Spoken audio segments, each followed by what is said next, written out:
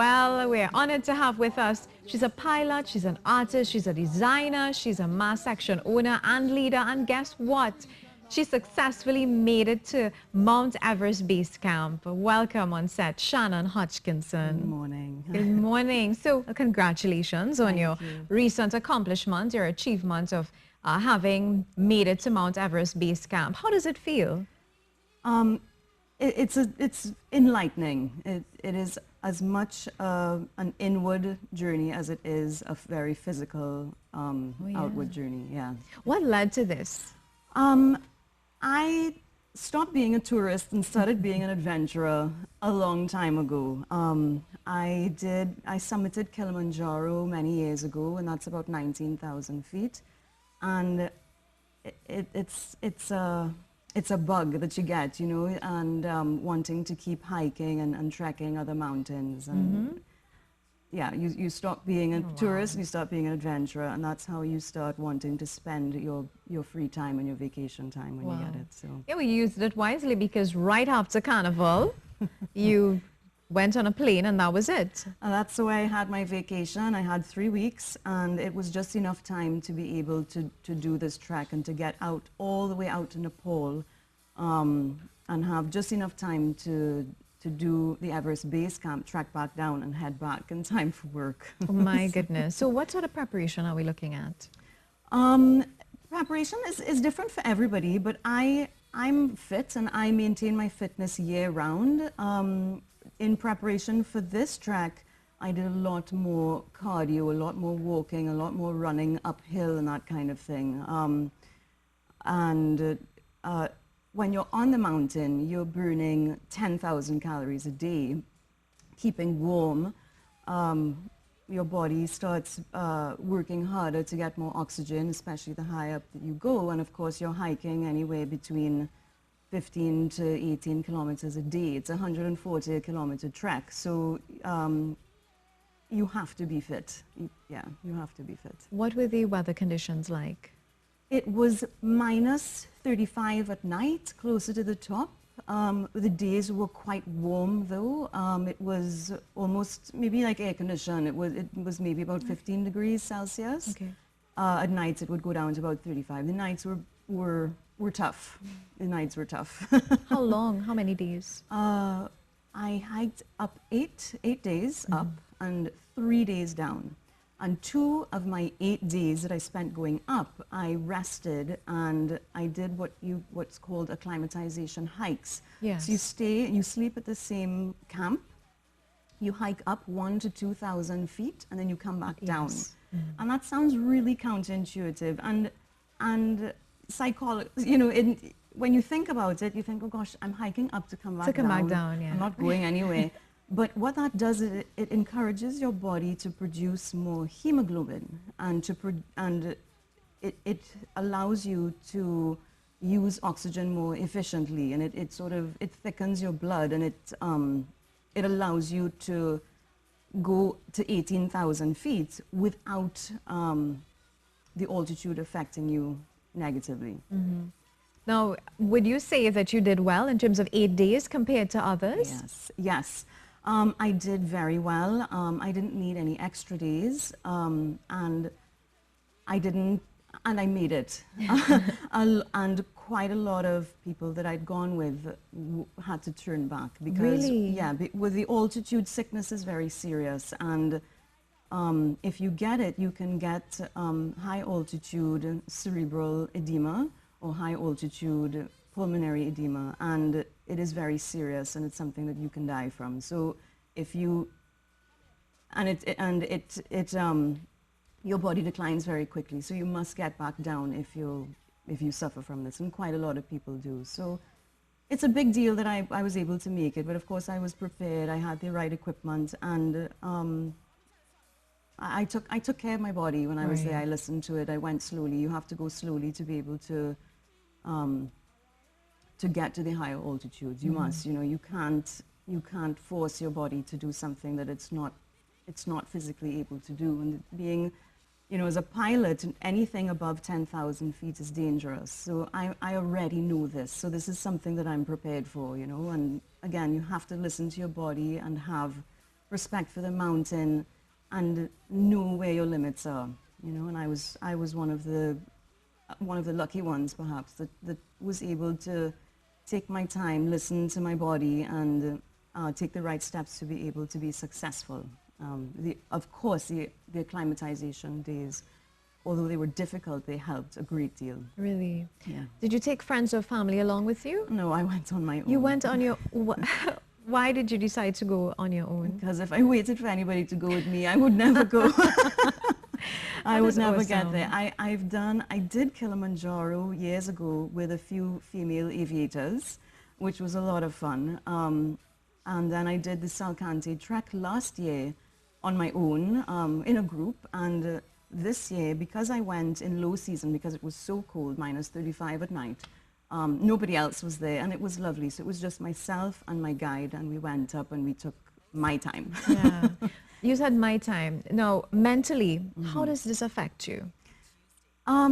It is a huge physical challenge, and you have to remind yourself that your mind tells you that your body needs to stop long before your body actually needs to stop. So you push past this mental barrier, and you keep going. And you know, you look through the valleys of these many, many mountains. And I'll turn to my guide, whose name was Dragon. I said, Dragon, how much further is it? You know, where are we going? Can we see it? He's like, okay, you see that mountain there? And it's like the last mountain, way in the back. You can hardly see it. He's like, okay, we're going behind that.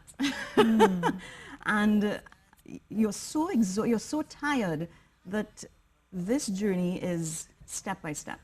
And that's all it is, breath by breath. You know, you might have to take 2 breaths before you take the next step, but that is what happens to your body at these altitudes. And you begin to be so self-aware that you come back a different person. And every time I go on these journeys, on these adventures, it changes my life, and it changes my life in a whole new way every time I experience it, because every mountain is different as well. So Everest was very special. Wow. Yeah. So what would you normally take along with you? You can't take very much. You are limited to 8 kilograms.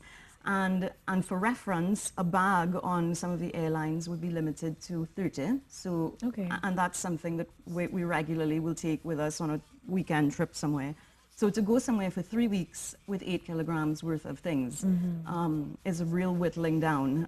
You do need proper gear, so you need proper layers of merino wool and sweat-wicking materials, because even though it's very cold, your body is working very hard, so you are sweating.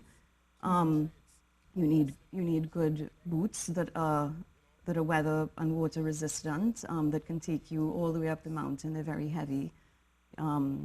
You need special gear that will keep you warm. Yes.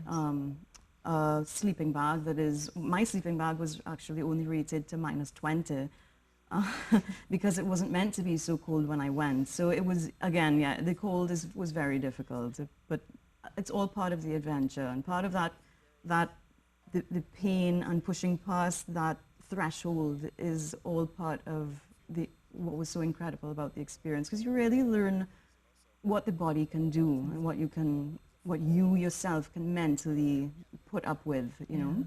What about meals?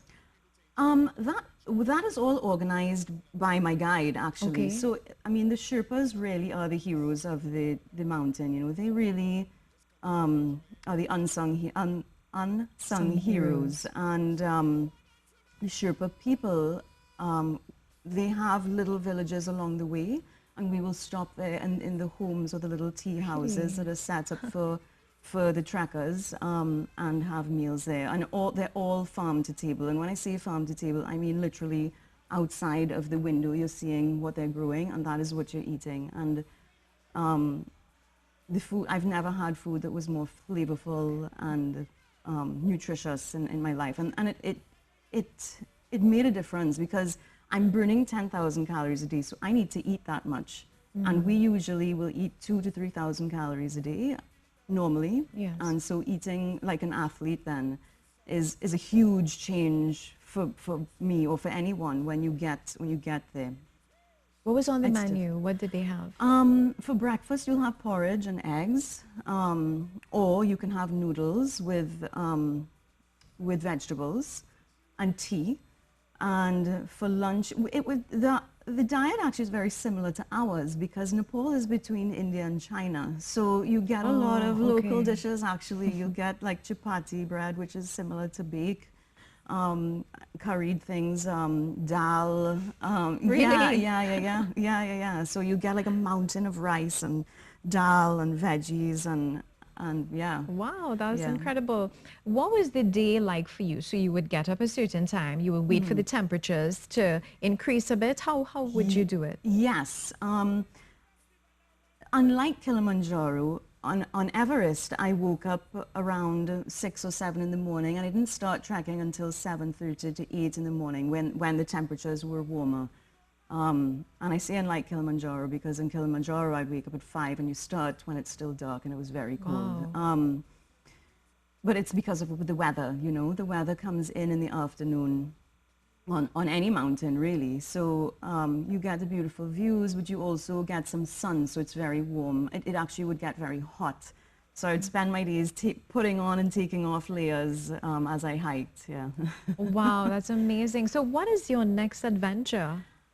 Another mountain, I'm really enjoying the glaciers that I've been seeing, and a lot of these glaciers on top of these mountains won't be here for the next generation. And they're beautiful. The glacial fall at the top of Everest was this beautiful turquoise color, and it would shimmer as you kind of walk past and the light hit it. Anyway, my next adventure is probably going to be K2. I'm really fascinated by the mountain and with all the research that I've done. So that'll probably not be until next year, of course. So you have to do a lot of research, put things in place before you head on. You have to do a lot of research. You need to know the kind of gear that you need. You need to be aware of all of the health risks that you're taking. You need to be aware of the risks on the particular mountain that you're going to be hiking. And so you need to do a lot of research. But as I say that, I also like to say, you know, never overplan your trip because leave room for adventure, leave room for things to happen, for you to meet people, for you to be immersed in the culture. You know, I'll never forget walking past the monastery at one of the stops at like 15,000 feet, and the monks were playing football in the clouds. Like it's an adventure, you know. And I stopped and I looked, and you know, then we carried on. You know, it's don't overplan and have fun. Wow. Yeah. Such a pleasure chatting with you. I just got caught up carrying on. We're out of time, but I'd like to thank you so much for taking the time to come and share your experience with us and making us realize how much we're missing out. And we look forward to many more conversations with you as you continue with your adventures. Thank you for having me. Best of luck.